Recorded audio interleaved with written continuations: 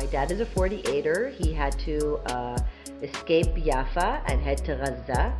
And then he, out of all of his siblings, had an opportunity to be sent to school in Egypt, like a lot of people. And he's one of many siblings, that the only one that got sent to Egypt. So already, like, my life trajectory is different from my family who is or was still in Gaza. We're a proper Arab family. 6 kids. I'm right smack dab in the middle, so I have every syndrome that you can imagine. Younger child syndrome, middle child syndrome, and older sibling syndrome.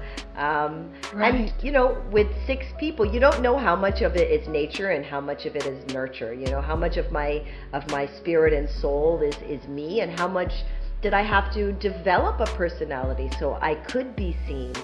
So I think one of the things I developed because of my environment was a sense of humor, because out of 6 kids, you can get pretty much drowned out.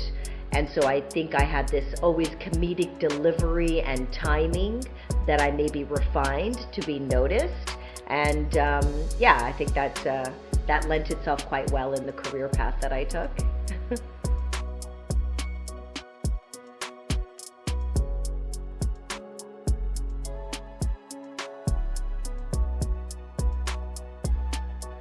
Our guest today on the Epiphany Dialogues is Susan Iliyan, a Palestinian storyteller and veteran television anchor who spent the first part of her life stateless.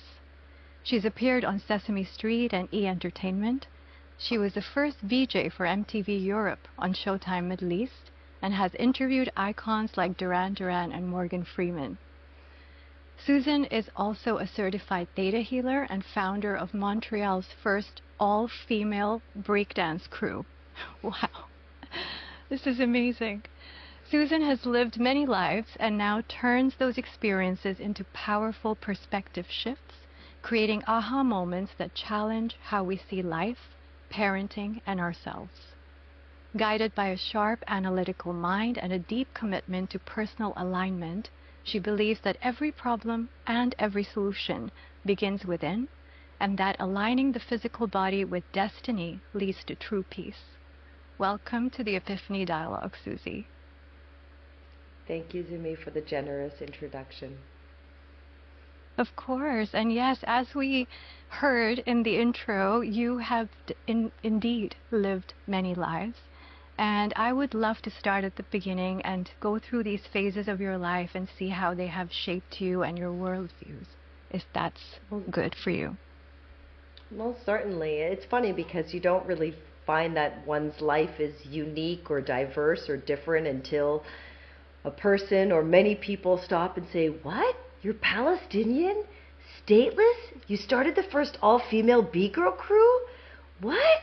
And you start to think like, okay, maybe this is not everybody's path. Maybe not everybody grew up in an extremely Islamic fundamentalist country such as Saudi Arabia on a very liberal American compound. So within this rich tradition, Islamic tradition and culture, I grew up with Southerners that were like, "Heck, Susan, you was mighty good in that play. You tell your father Abraham we say hello." And I was like, yeah, this is everybody's life, isn't it? Where you can live on this compound and pick up a public phone and talk to your mom to pick you up, and it's free. And then obviously when you leave the compound, you have to wear all black and cover your head and wear a abaya, and that's just what everybody does, right? So it's only when I move out of these contexts that afterwards people are like, "What? How?" that I realize that, okay, maybe it is not the most common life that I've lived, growing up on an American compound in the heart of a very Islamic country such as Saudi. That lent itself to some unique experiences, to say the least. I didn't know they weren't ordinary until... Yeah, and I didn't know that they weren't ordinary until people would really bring it to my attention. So that was the beginning of my dichotomy, of just 2 different worlds that kept colliding. And I didn't know that was not what everybody else experienced. Yeah, I can relate in some part to that beginning part because I also grew up in Saudi Arabia in Jeddah. And the beginning early years were in a compound as well, but then we moved out because my dad changed jobs, and yes, that was the different part of life, which was not surrounded by Westerners and their way of life. And yeah, I really remember that dichotomy as well, where we suddenly were not free to go out as girls or women by ourselves and to wear whatever we want inside the compound and all sorts of, yeah, so I totally relate to that, and it brings back a lot of memories. Thank you for sharing that. And how, tell me, uh, how big is your family? Like, where are you? Like, are you the eldest? Are you the youngest? How many of you were there?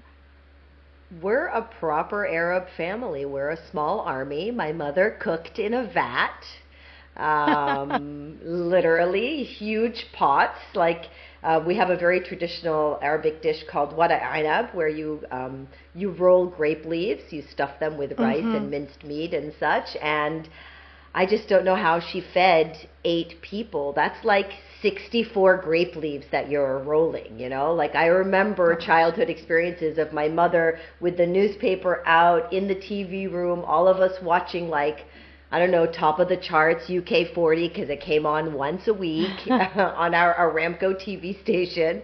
And she would just Right. have her big vat and she would be rolling grape leaves and taking out the insides of squash. I mean, and her food was is delicious.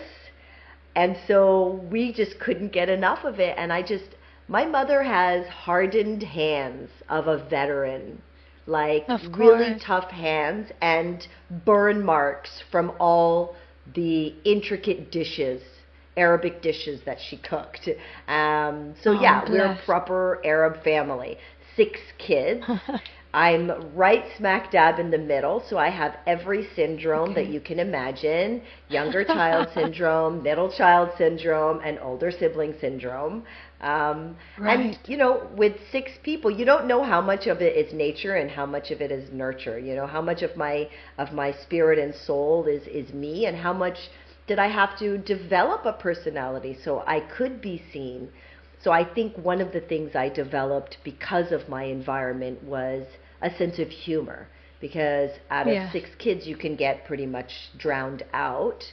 And so I think I had this always comedic delivery and timing that I maybe refined to be noticed. And yeah, I think that lent itself quite well in the career path that I took. Yeah, even in just the one-on-one conversations, that is the one thing that I remember because I've known you for I think more than 10 years now, and I have always thought of you as the star, the entertainer. Even without at first knowing all of this about being on TV and things like that, I just felt like if Susie's around, then everyone is entertained. So yeah, I totally get that it could have been a coping mechanism to start with, but you definitely have honed it so well and allowed it to, form who you are. And so, what happened after? Like, how did you end up in Montreal and the breakdance crew? Well, you mentioned in your generous introduction that I was born stateless. So Yes. my dad is a 48er. He had to escape Jaffa and head to Gaza. And then Wow. he, out of all of his siblings, had an opportunity to be sent to school in Egypt, like a lot of people. And he's one of Right. many siblings, that the only one that got sent to Egypt. So already, like, my life trajectory is different from my family, who um, is Of or course. was still in Gaza. And so that education that they all put into for my father led him to get a job at Aramco, Saudi Aramco, in Saudi Arabia. And but being born in Saudi, you kind of have to be blue blood in order to take on the citizenship, or just to be Right. lucky. And so all of us were born in Saudi, and we were all born stateless, one after the other. And so that's like a huge stress and strain on my mom and dad, of like, okay, Of there's no course. tourism in Saudi. If you lose your job, you have to leave immediately, overnight. where are we going to go? Right. Gaza was not an option because my dad looked like he was a 48er and he escaped and had no right to return by the rules that were set. And so we literally had no place to go. So Montreal, I'm sure my parents had some Palestinian friends that had migrated there and told them like, Yalla Ibrahim, come here, do it like this and make like this. And so he sent Yes. me, like most people in Saudi, they would probably go away to school for their to continue their American education. My siblings went to the States. Myself, it was time to establish residency and citizenship. So my parents sent me and my sister, who was a few years older than me, to go and to go to school in Montreal and to also set up so that we could eventually become citizens. So you can imagine coming from Saudi Arabia, where we were very sheltered. I got to Montreal. Montreal is not Omaha, Nebraska. It's not a bunch of Mormons and conservative North Americans. Montreal is super sex with contact. After school specials were like soft porn. Like I grew up in a place, as you know, where I don't know who your listeners are, if they're old enough to remember Who's the Boss, but like those comedy shows where the mother was about to hug her son, cut. You can't have boy and woman hugging. I don't care actor or not actor. You can't have them hugging. So everything was like 15 minutes long. All of our cinemas were like, 15, 30 minutes long. And so when I got to like Montreal, I saw skaters. I was like, what? I saw punks. I was like, who? I saw these, after school specials that I was like, what? So my eyes were like wide-eyed and I was ready to learn. I basically was a sponge that just wanted to absorb and understand why people looked so different, acted so differently, and dressed so differently. I was mesmerized. And I guess that kind of catapulted me into, I don't know how it happened, but I was living my best life, calling my parents and being like, yes, I'm home at 11 at night. Of course I am. And wasn't coming home for like 3 days at a time. Right. And I just discovered so much of, I think that a lot of who I am today was discovered during that time. Right. And that's when you started recognizing the entertainer in you, the performer, the dancer. And it all happened serendipitously, honestly, Zimmy. Like, I loved drum and bass. I was the drum and bass girl in Montreal. That's the jungle girl. I used to always wear a hat and just, like, lose my shit on the dance floor. And I would always recognize the same women, and we'd have these relationships through movement and dance. And then one day I remember the dance floor was so tight, but there weren't that many people. And I was like, what is going on? And I looked over, and there was these guys rolling around, breakdancing. I don't know how I missed it. This was like, I was like, what? It was in 1998. I might have been close to 21 or something, and I was like, what? Breakdancing? What are they doing? And the girls that I had never shared words with but always interacted with over the years on the dance floor were like, do you want to learn that? And I was like, hell yeah. And they were dance students at my university, so they had dance studio space, and we met up the next day. We started rolling around and like doing neck stands and weird stuff. And, I'd love to say serendipitously, but nothing is random. I had a very good guy friend at the time, and he got a phone call that I answered, and it was some guy from Calgary that was like, I was supposed to reach out to this guy when I came to Montreal. Guess what? That guy ended up being one of the best b-boys in Canada, and he became our teacher. We were 5 girls, elemental 5, she's crazy, 5.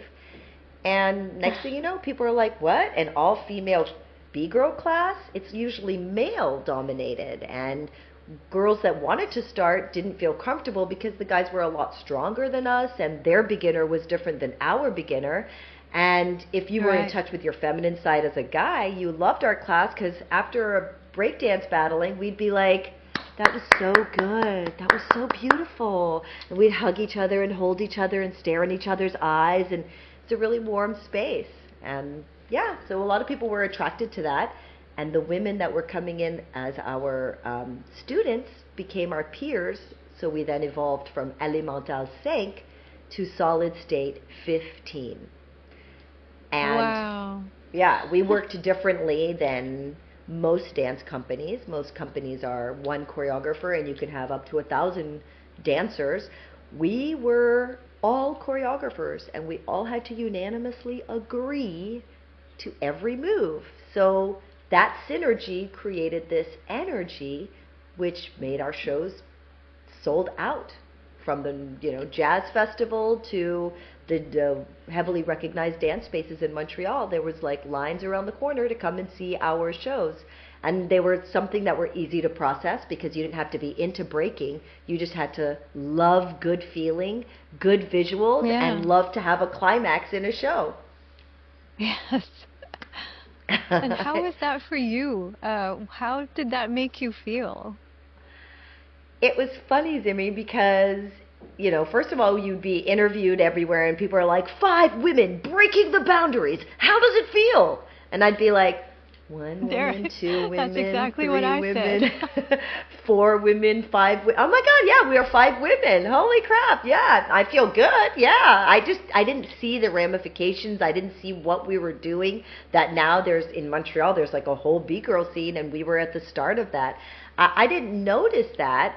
And then also because my culture is very conservative, even our traditional dance, belly dance, like we love it, but nobody wants their daughter doing belly dance. Like what? No one's going to be proud of like, my daughter, she is a professional dancer. Like, no, it just doesn't happen that often. So, it was so funny that there was not even a block that I could walk without somebody referring to me by my B-girl name, B-girl Silk Soul, or by my spiritual name that was given to me during that exploratory time, Sumaria. I couldn't move without being like, yo, B-girl Silk Soul, you're the bomb, yo. Like, you are everything that has to do with freedom and liberation and strength in a woman. I'd be like, yeah, that's what's up. And then I would literally go home to Saudi Arabia during the summer breaks or Christmas breaks, and my father would be like, Yalla, bring out the coffee and tie your hair back and meet this person for the marriage. Like, the biggest dichotomy in the world. I was the emblem of freedom and strength for North Americans, and I was still a traditional Palestinian girl who was dutifully serving my family, my parents, and my culture. It was strange. The dichotomy was strange. Yes. Yes. No, that makes so much sense, and I think a lot of people will relate to it like I do, because like you, I moved from Saudi to Dubai, which wasn't a huge, shift, but still it was compared to Saudi. Like Dubai was quite a bit, not a huge cultural shift, but it was still really open compared to Saudi, and it was. I totally get how the things that I used to do while being here versus while going home back to Saudi, and making sure my abaya and everything is like, in the right place and ready for me to wear it on, at the airport, and make sure that nobody recognizes the changes that have happened, the clothes that are slightly fitting better and not so loose and things like that. So I think a lot of people, especially brown people, will understand and recognize that that's just how it has to be. And it's not because we want to live double lives, but it's because we do want to still respect our parents' values and, the things that they hold dear. And so we don't necessarily want to rock the boat at every stop, right? There's so many things that we are choosing to do as we become independent, and there are many things that we actually don't need to really fight about or show our independent side to when they're there, because it does help to keep that relationship respectful and kind to them as well. And they are able to trust us to be able to straddle both worlds and yet still remember our values, right?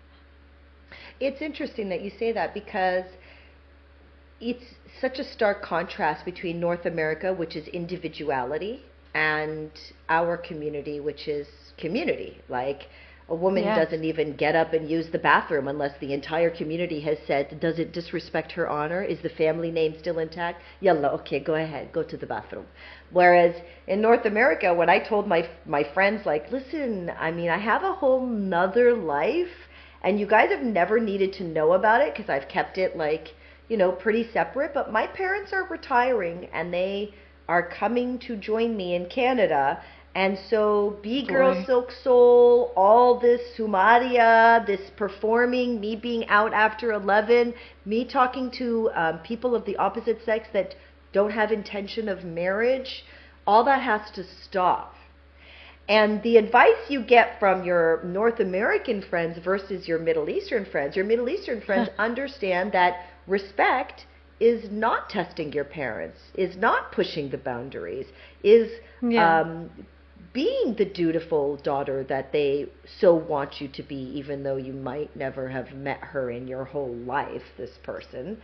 And then North Americans would be like, yo, dude, you're like 18, dude. Like, you gotta do what you want, dude. Like, get an apartment, dude. You're like an adult, dude. And I'd be like, yeah, dude, you're totally right, dude. But, like, I can't really do that, dude, because, like, I don't know how to explain it, dude.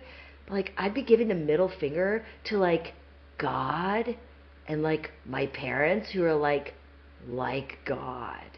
And they couldn't get their head around it, and it was so strange That's for me to exactly try to it. explain to my North American friends that, like, I have this other life, and it's so legit and it's so real, and I don't know how to explain it to you, but what you're telling me to do, move out as a single girl, it's unfathomable.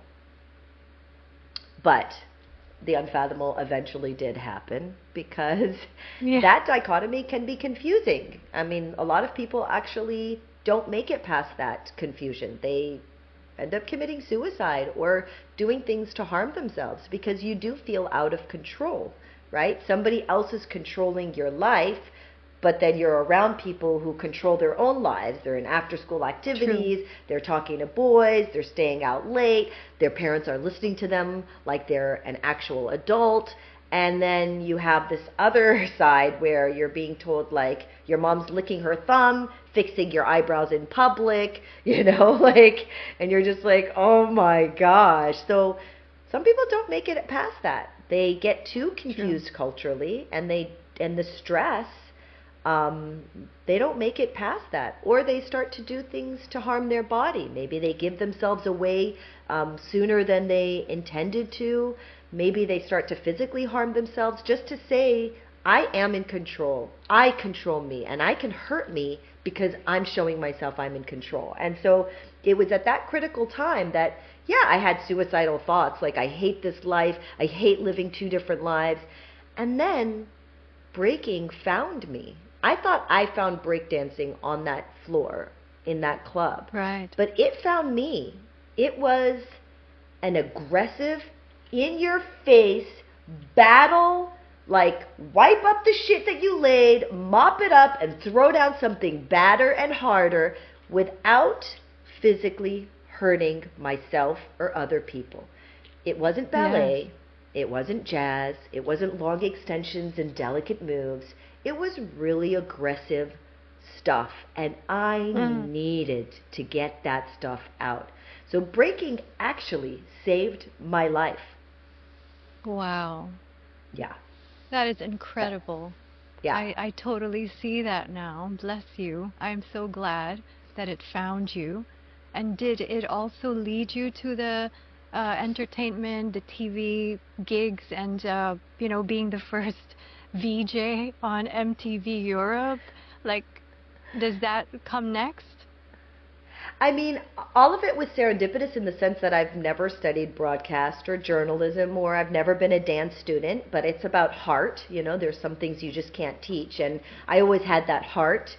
And I always loved the spotlight, and I loved getting in at some of the dance parties. If I was allowed to go, I would be on the stage being like, yeah, yeah, people like, yeah, like I've always had this rush and this thrill. So although I wasn't a dance student like most of the girls that I was dancing with, I just loved getting up there. And I might not have been the best B-girl, but I know that I would get some of the biggest cheers because I'm like, yeah, you want some more? Like I just knew how to work the audience. And so that, like with the breakdancing, I got the breaking part right. So I broke my shoulder. I had titanium pins put in advance of like a series of shows. So I was like, okay, I got the breaking part. I was 28 at that point. It was about starting again, being a beginner all over again, retraining my body and my shoulder. And I was like, do I really want to do that? I'm only going to get harder and older, and it's going to be harder to recover from this. So that's when Dubai was like really popping, and one of my closest girlfriends till today, she's Iraqi Canadian, she was like, every time she came back from Dubai to Canada, she had redder lips and like more furry fur and just looked fabulous. And I'm like, what's up? She's like, dude, come to Dubai. Dude, it's popping. So I went out there. Even the way I went out there, Zimmy, was maktub. In Arabic we say destined. Yes. It was written, destined. Yes.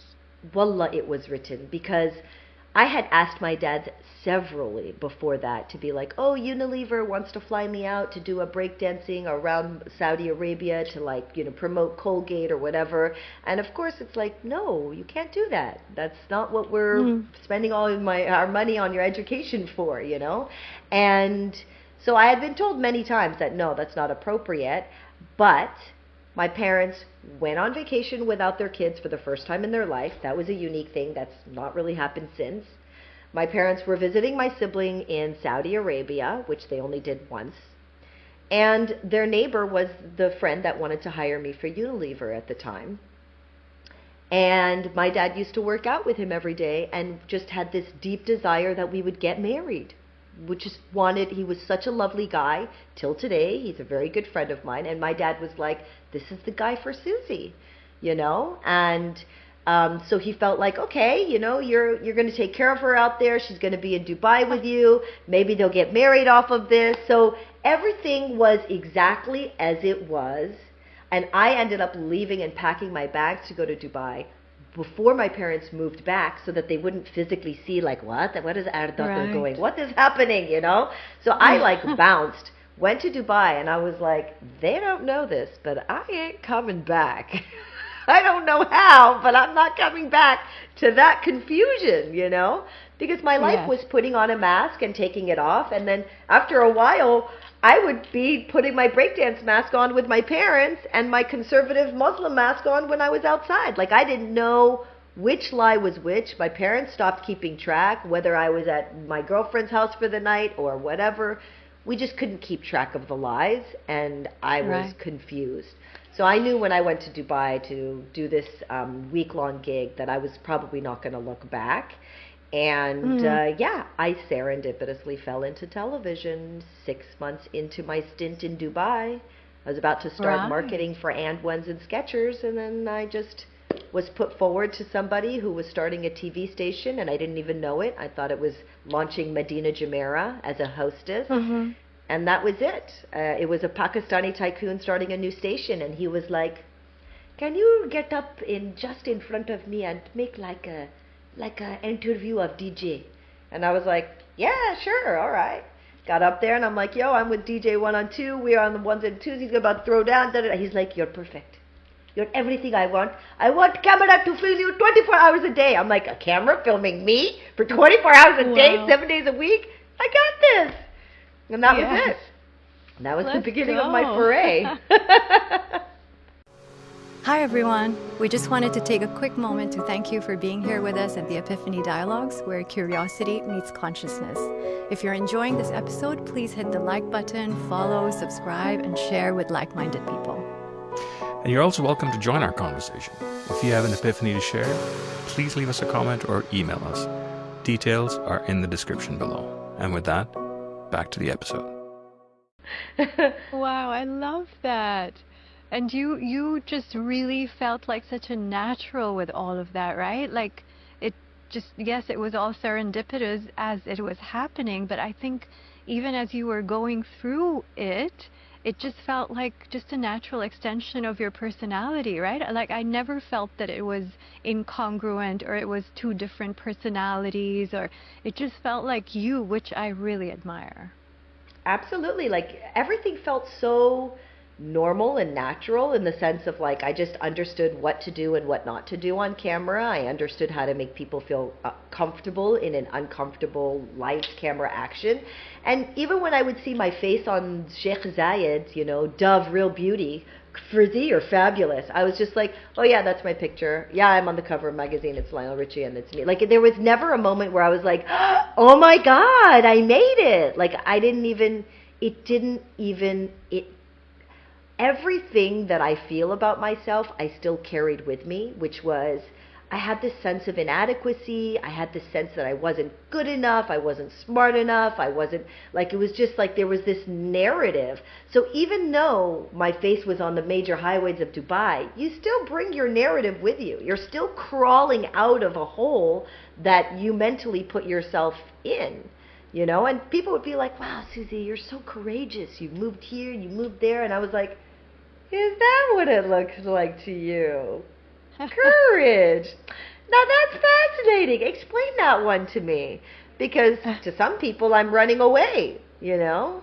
To others, I'm trying to prove myself by doing huge things so I feel a little bit normal, you know. And then other people see it as courage. That's when I started to realize perspective is everything. Yes. Gosh. Yeah, very true. And so how did you go from there towards theta healing? Well, I would have to say that, you know, I moved to Dubai.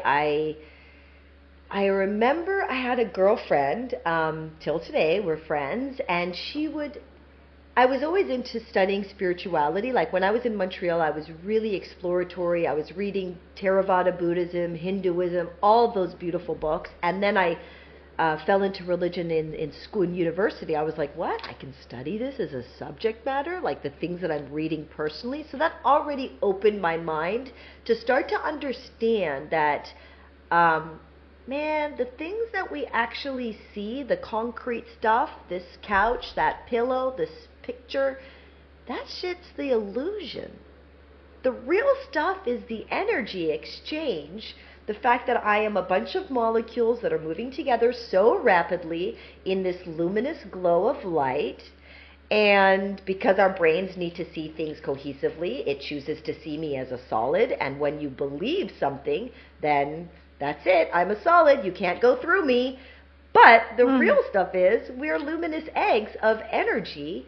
And there's a light that's shining very intensely between you and I right now as we exchange. And anyone in my space, there's light exchanging between us as well on a lesser intensity. And I realize that that is the truth of the situation.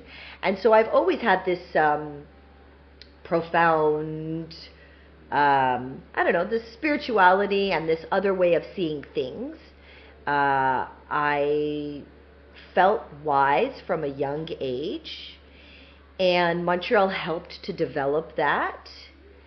And I remember realizing that it's not everyone's way of thinking. When my girlfriend in Dubai, we used to go for late night gelatos, and she'd be like, so I don't get it. So when you feel jealous, you don't get angry at the girl that's making you jealous. You're looking inside of yourself to see like what insecurities you have that somebody could trigger that. And I'm like, yeah. And I realized that, you know, my perspective was more profound than the average person's, perhaps. You know, it was spiritually inclined. So I had moved my career from Dubai to New York because Dubai just happened so quick, so easy, and I was like, it can't really be like that. I think I have a thing where it has to be hard for it to be worth it. So I moved to New York where it's much more saturated, and to see if I could really make it. And then I moved to Nigeria. And during my stint in working in Nigeria, I hit like a rock bottom. Like I kept giving life the same thing, and life kept giving me back the same thing. And I remember that same girlfriend that was intrigued by me in Dubai, she got so intrigued into some of the responses and then went into like theta healing in Dubai, started a school in Manila. Her life just completely changed. I was like, Wow. I feel like life is stagnant. I would love to come and visit you and join your school for a while. And so that's when I went to Manila for a month and I got certified in theta healing. Before that, I had done some pranic healing in Dubai. So I already knew that I was, and then if I just touch you, you'll just tell me that, oh my God, you're healing. Your hands are so healing. So I already knew that I had some sort of healing purpose apart from my humor. Yeah, which honestly is potent and powerful and much appreciated always. But yes, it's amazing to, being as busy as you are and living very much in the body and outwards, that you are just as deep inwards as well, which is beautiful. It's lovely to see that, and to be called towards theta healing, pranic healing at different times in your life to keep that balance going within and outwards as well is amazing. And you were just mentioning about, this almost this epiphany that you had, that the real stuff is not what you can touch, that we are luminous light beings. I just want to go back to that again because it's beautiful, and I feel like you might have something more to say about that now, because you talked about it from the perspective of then. And how has that amplified in your life?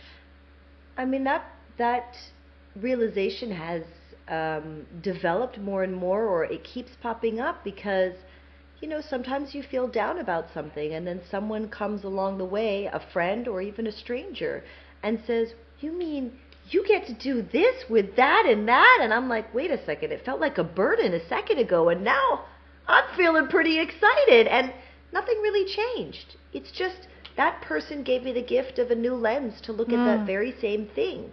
And so that is powerful because your emotional reaction then changes. And so I realized that perspective shifts are powerful gifts. It's the gift of meeting people. They offer you a new lens to look at the same thing.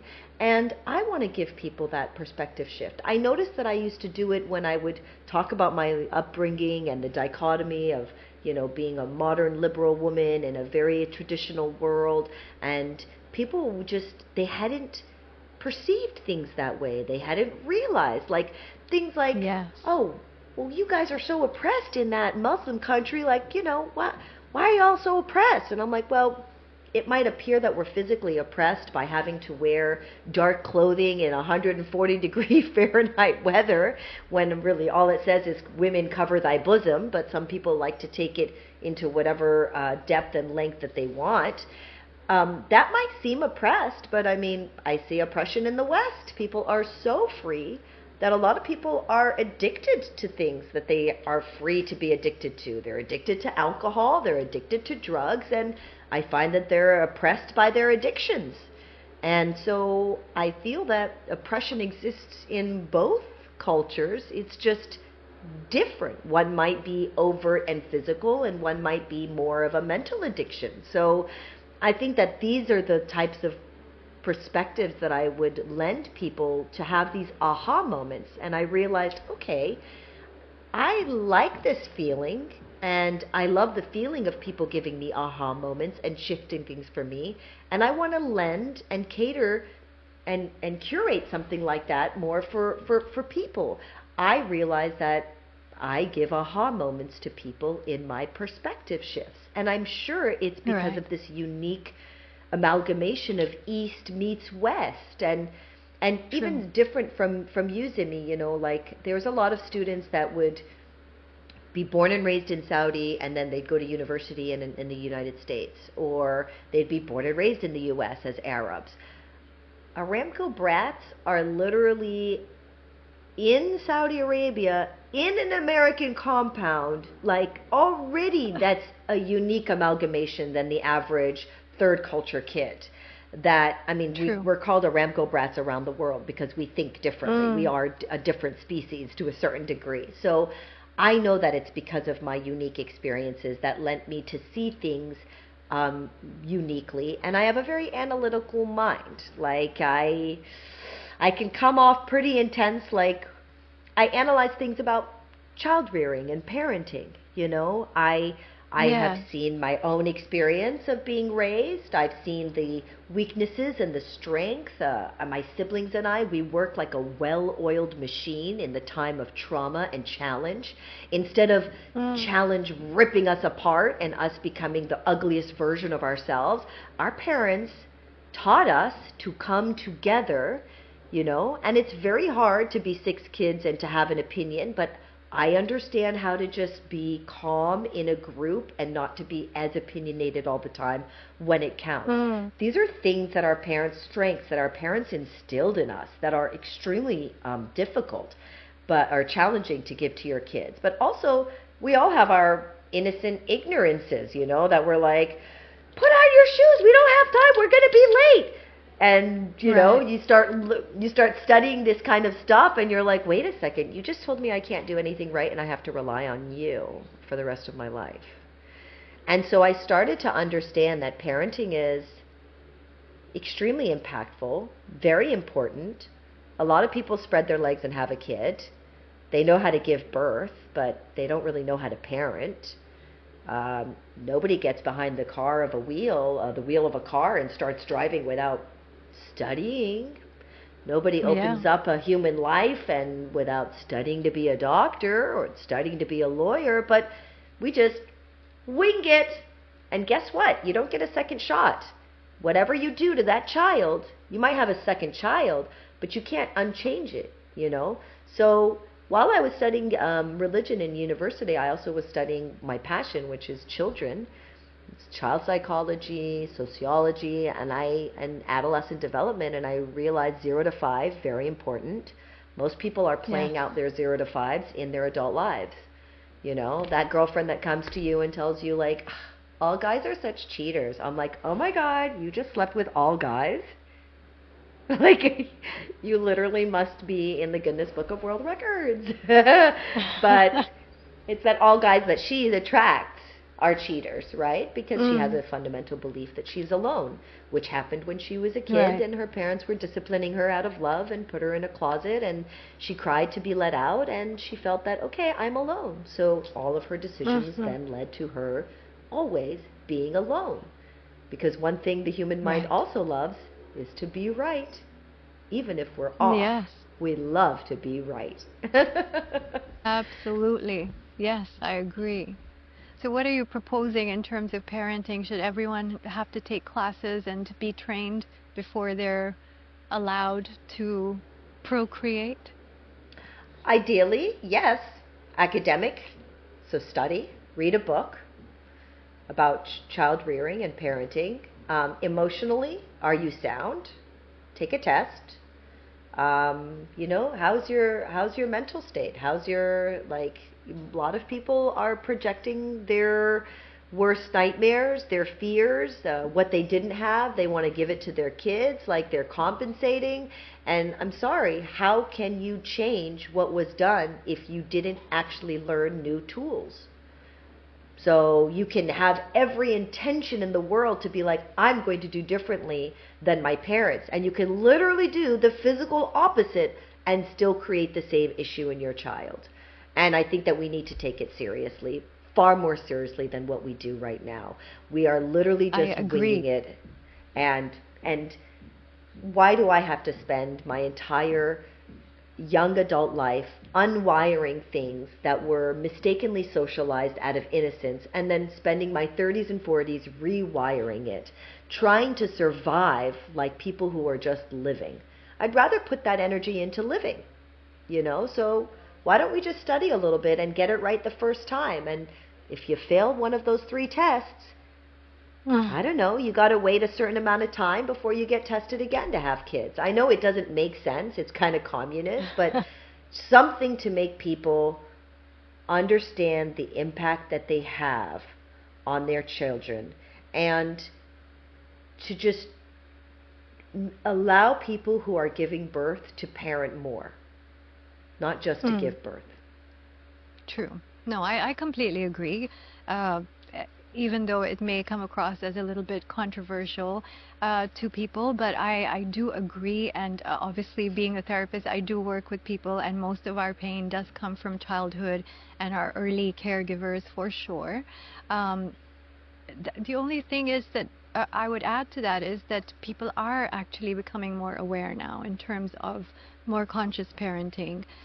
They are actually trying to learn how to do better, not necessarily just to do different from how they were raised, but to do better.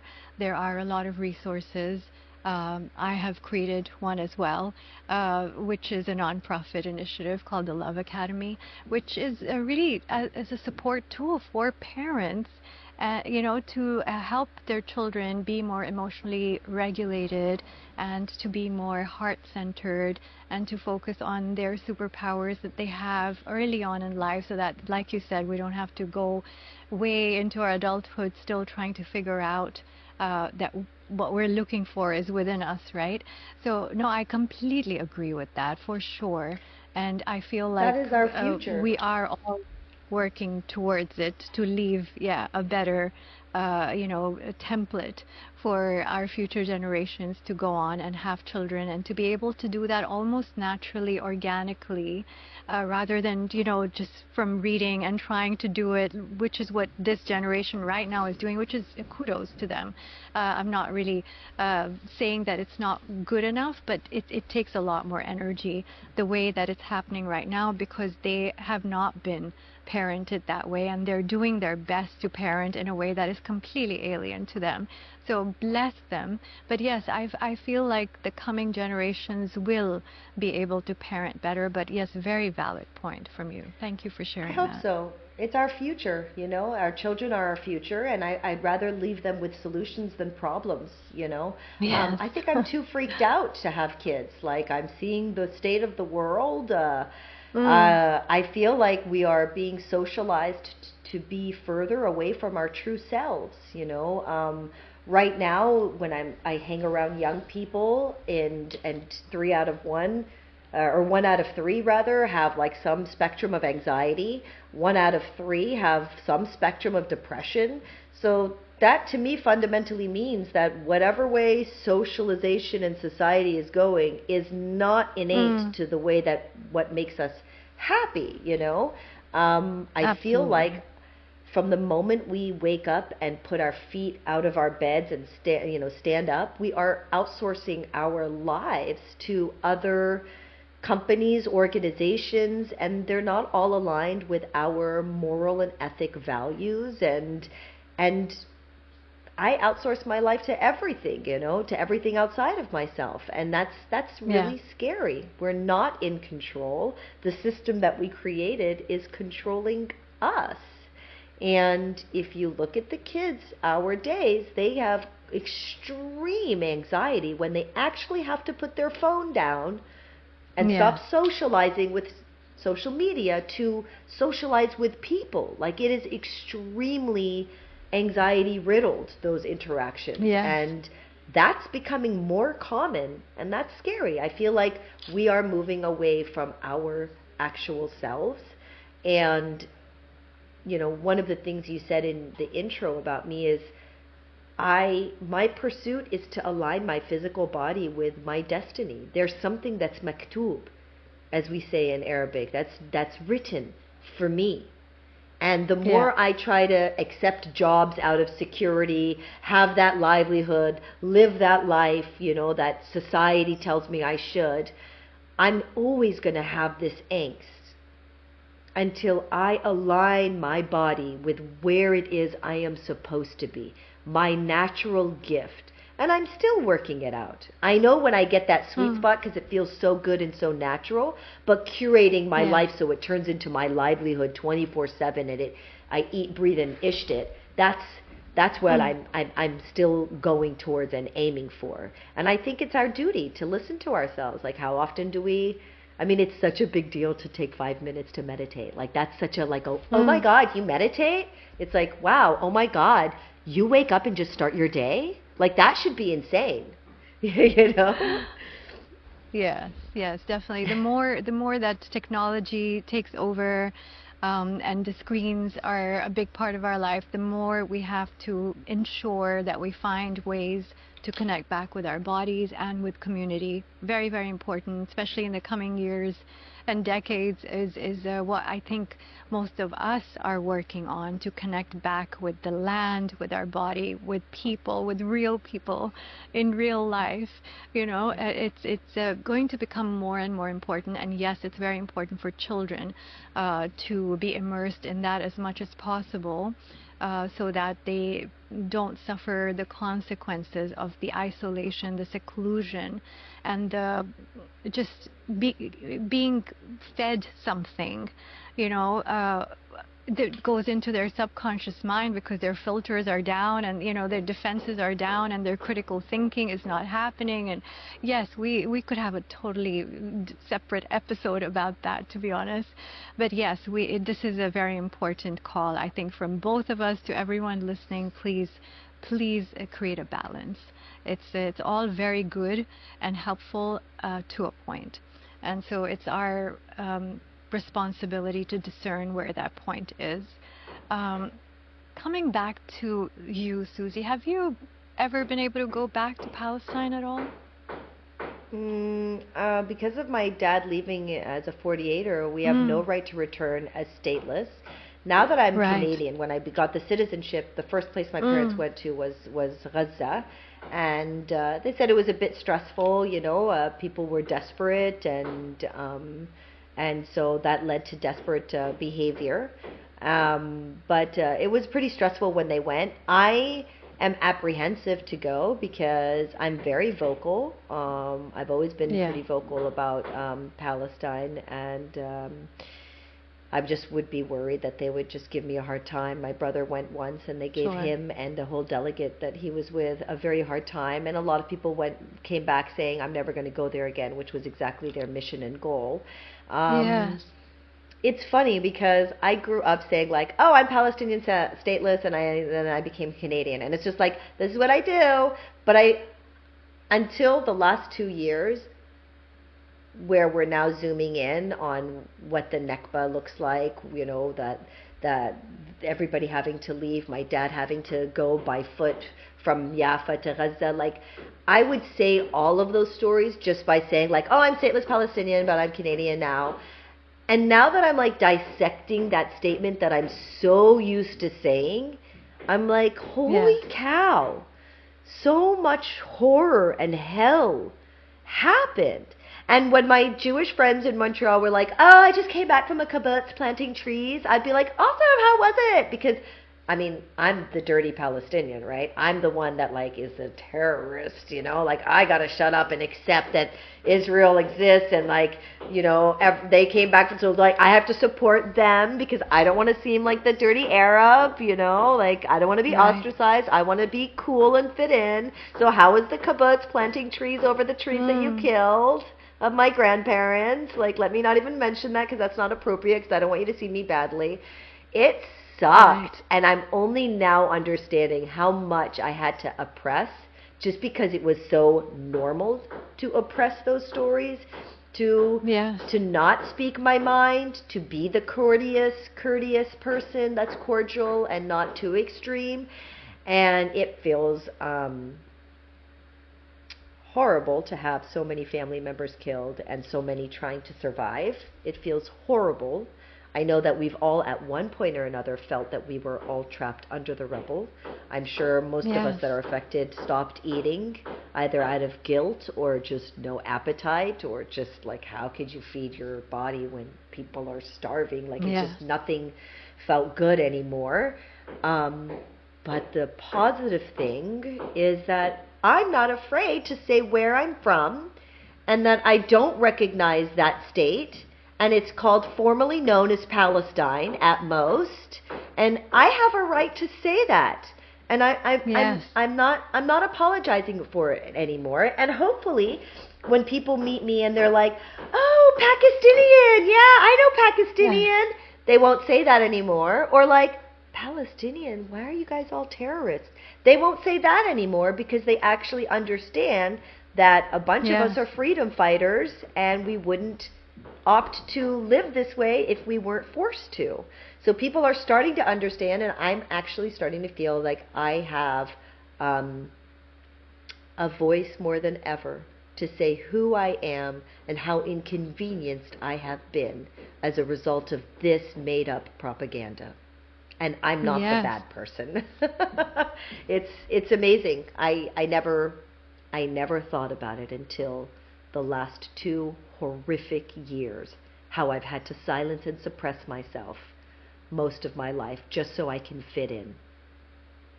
Yes, it has woken us all up. It has been a catalyst for all of us to recognize everything that's happening in Palestine, but also then across the region, the world, in so many places. And it's not something that it's going to just pass by. It's not a trend. We are all here. We're all in this together, and it is a horrible thing to wake up to, but it is, once you have woken up, there is a lot of power that people have that they are recognizing, and that is, I think, the beauty that comes out of horror. Yes, I'm so grateful for you sharing that with us. And I'm so grateful to connect and hear from a Palestinian who has never visited, but it's kind of, it makes it even more poignant, when you talk about it, because it's still so very much alive and present in your heart and in our hearts. So yes, thank you for bringing that today. My blood is Palestinian. I grew up to stories of my mom and dad, horror stories, and I always, from a young age, wanted to die for my country, and I didn't know that other people didn't feel that way. I had no idea. Since I was a kid, I wanted to die to protect my country, and you can tell I'm Palestinian by my passion. My rock throwing skills, and and I've always been connected to it, even though I've not been allowed to visit. And I just want to ensure that we don't forget.